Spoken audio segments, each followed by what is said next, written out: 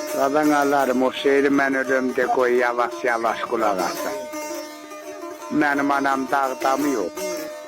Zaten dedi. Bir ay zalımını tapsın, zalim bala. Kazan alır. Aranım dağılıp dağda mı yok? Var olsun. Başımda qəzanın zülmü belası, ölenlerim ölüp sağda mı yok? İne itip sanam yoktu bilirəm, konçam yanım anam yoktu bilirəm. Atam yoktu, anam yoktu bilirəm, bəs onlar saldığı bağda mı yok? Kazan alır. Söz sağ olun. Niye bize biraz fama gelmedi?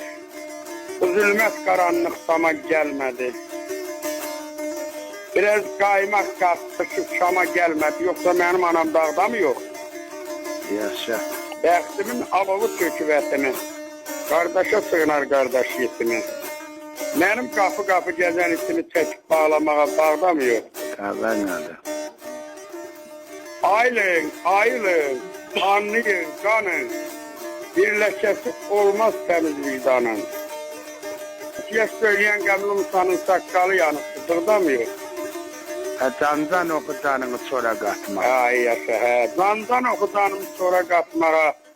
Kesen tokut yorumu cora katmağa. Ay kardeş.